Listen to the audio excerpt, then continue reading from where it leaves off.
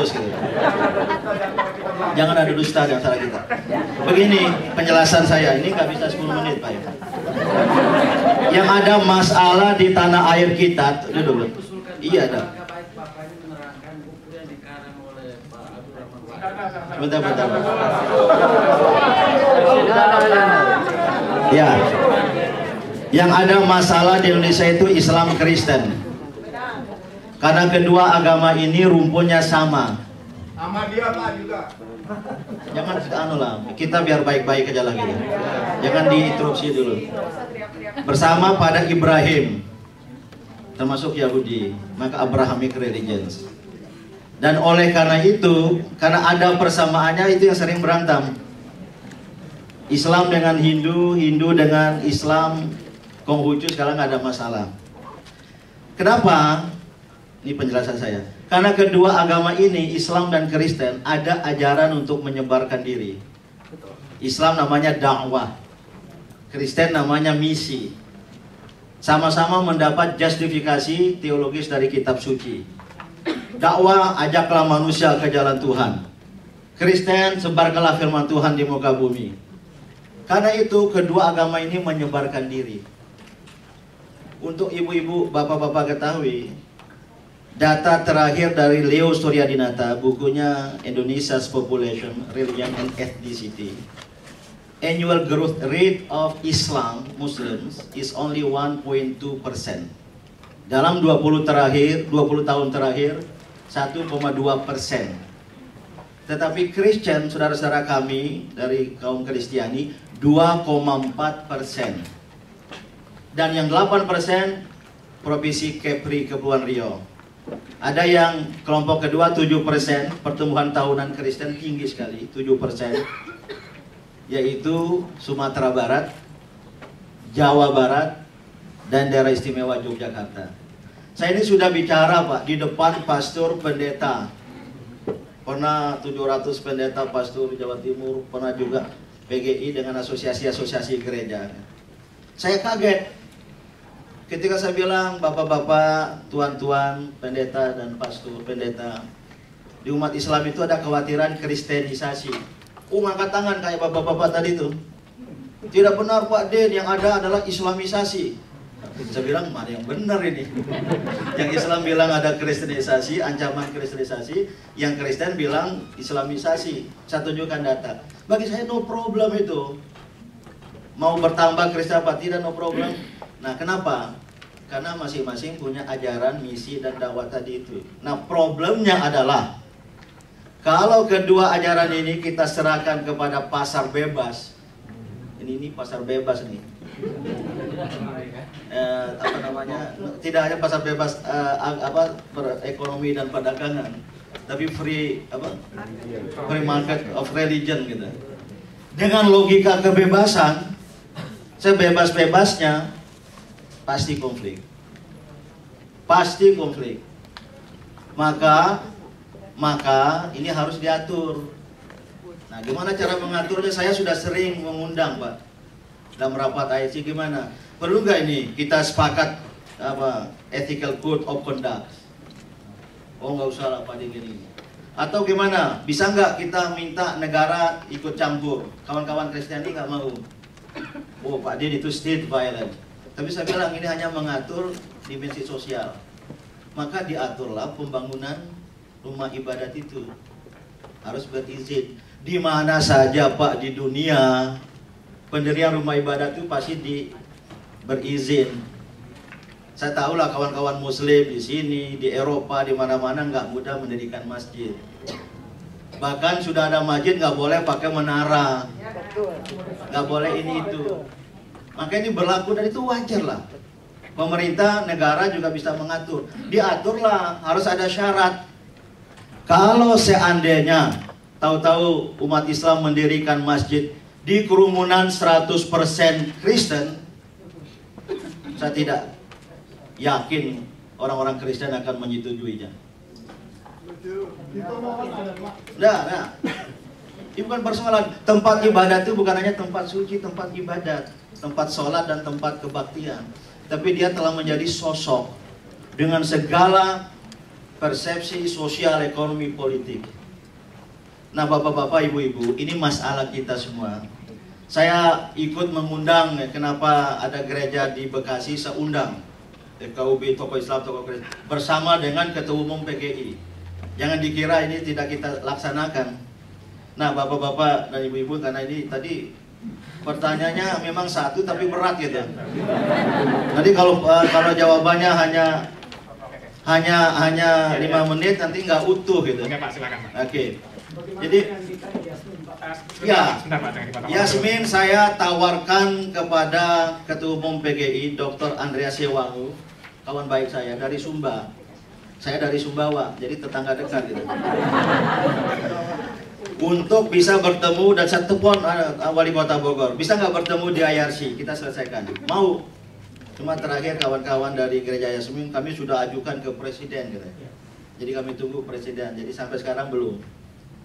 Cuma dari pihak Wali Kota dan didukung oleh sebagian masyarakat di sana, itu dari pengumpulan tanda tangan itu, mohon maaf saya harus katakan, itu ada bukti-bukti pemalsuan tanda tangan untuk izin itu. Nah ini ya, oleh karena itu nah ini kalau kita berdebat data gak akan selesai. Coba terus saja. Ini yang dikatakan oleh Pak Pendeta. Nanti dulu. Bentar Pak. Kita nggak bisa berdialog kalau nggak. Ya sebentar. Jadi memang soal data-data ini perlu verifikasi. Kalau kita berdebat data nggak akan selesai. Karena kita berpegang pada data masing-masing. Hanya berantang gitu. Saya datang kemari bukan untuk berantang. Wah, jauh-jauh kok pakai berantang. Anda berantang data ibu-ibu, bapak-bapak, para pendeta ini. Saya ini kawan tokoh-tokoh Kristen di Indonesia. Jumlah gereja dalam 20 tahun terakhir di Indonesia, saya mulai dari masjid. Pertumbuhan jumlah masjid di Indonesia yang mayoritas umat Islam hanya 100%.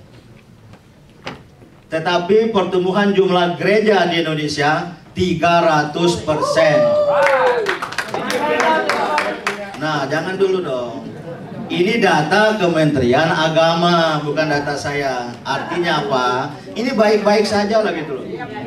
Cuma kalau masing-masing menyebarkan diri, dan tadi annual growth rate sudah saya katakan. Nah, saya ke dalam umat Islam, saya bilang jangan, bersaing sajalah. Muhammadiyah khususnya saya, karena hanya ketua Muhammadiyah ya, ormas Islamnya banyak di Indonesia. Bukan, jangan kita marah-marah. Kalau ada orang-orang lain bangun tempat ibadat mewah besar, kenapa Anda nggak juga mendirikan itu? Instansi pemerintah. Jangan lupa, jangan apa? Bahasa Indonesia-nya nyeletuk gitu.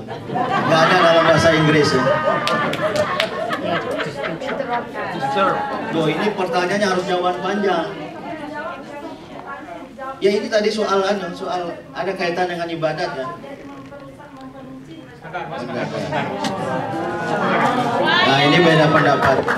Kalau saya jawab pendek itu pasti nanti salah paham.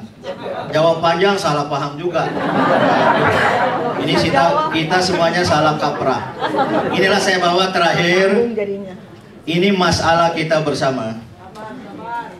Maka marilah umat berbagai agama, khususnya Islam Kristen, khususnya yang cinta damai, cinta keadilan harus bersatu.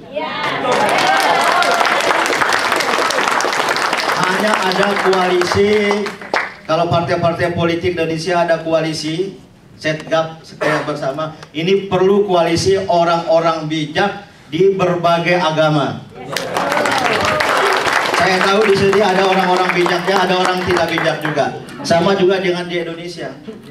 Kalau kita tidak bersatu, maka radikalisme di Islam, di Kristen itu akan menguasai kita. Nah ini masalah kita. Ini bukan hanya persoalan atas, bawah juga. Iya, bukan hanya atas saja, bawah juga. Pokoknya atas bawah lah.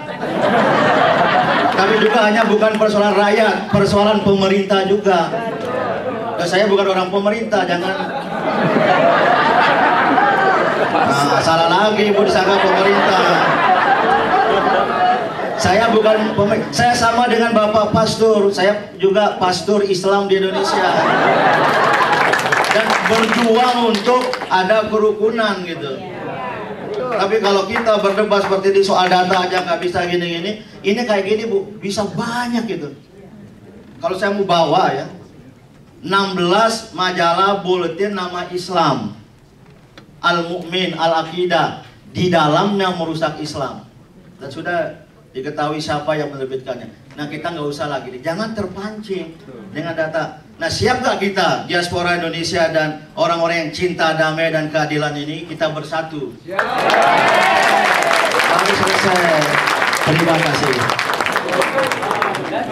Terima kasih Pak, dan terima kasih juga kepada Pak Anies dan Pak Robert Manan ya. Saya mohon izin kepada Pak Amin tadi untuk berkomentar di belakang karena saya khawatir nanti kedua pembicara tidak dapat waktu. Sekarang saya akan memberikan kesempatan kepada Pak Robert Manan, yaitu pendiri Yayasan Manan Foundation yang mempromosikan nasionalisme dan Bhinneka Tunggal Ika, dan kemudian setelah itu kepada Dr. Anies Baswedan untuk langsung bicara mengenai saya harap beliau berbicara mengenai demokrasi and good governance ya. Jadi selama ini banyak yang ada survei terakhir yang mengatakan bahwa banyak rakyat Indonesia yang merasa lebih enak di zaman Soeharto dibandingkan zaman demokrasi.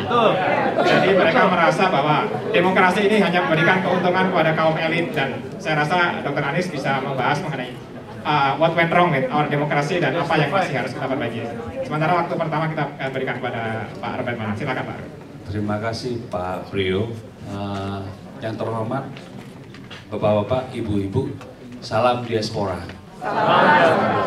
Di sini kita bisa melihat demokrasi yang luar biasa, pluralism dan good governance. Contohnya good governance itu adalah Pak Anies datangnya belakangan, pakainya jas, minority dong, tapi duduknya di tengah tuh. Tepuk tangan buat kita punya good governance.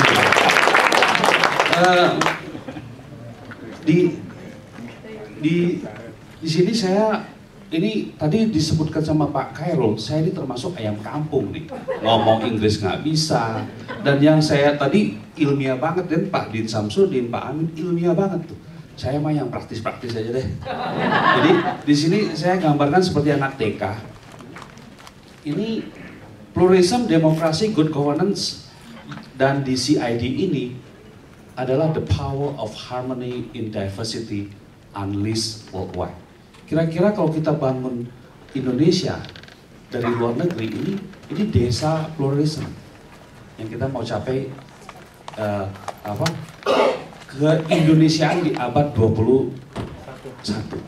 Jadi tadi disinggung juga oleh Pak Din bahwa kita ini mau membentuk satu koalisi lah. Kira-kira praktisnya seperti apa? Saya mau memberikan satu pengalaman dalam kehidupan pribadi. Saya punya keluarga adalah Katolik, tapi berkembangnya waktu, papa saya angkat seorang Muslim menjadi anak angkat, sehingga itulah mulailah pluralisme di dalam kami punya keluarga. Dan dari sana saya punya satu usaha, itu tentu ada karyawan dengan berbagai suku, ras, dan agama. Dan kami belajar dari pluralisme di dalam keluarga, di dalam perusahaan. Akhirnya tercetus, kenapa kita nggak membuat satu yayasan supaya yayasan ini bisa seperti nggak mau kalah sama IT lah ya. IT ada outsource, kita pun mau bisa kasih outsource, bahwa ini adalah satu model di mana kalau mau sesuai silakan dipakai di dalam kita punya lingkungan, supaya pluralisme itu bukan hanya semboyan. Jadi Bhinneka Tunggal Ika itu bukan hanya semboyan, tapi merupakan satu spirit. Di slide berikutnya adalah spirit Bhinneka Tunggal Ika itu adalah harmonis dalam perbedaan, dan jiwanya itu adalah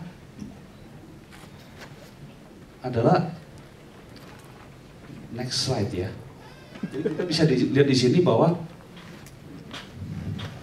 saling menghormati, ini yang pertama. Jiwanya itu di sana, spirit of Bhinneka Tunggal Ika. Dan yang kedua itu adalah toleransi.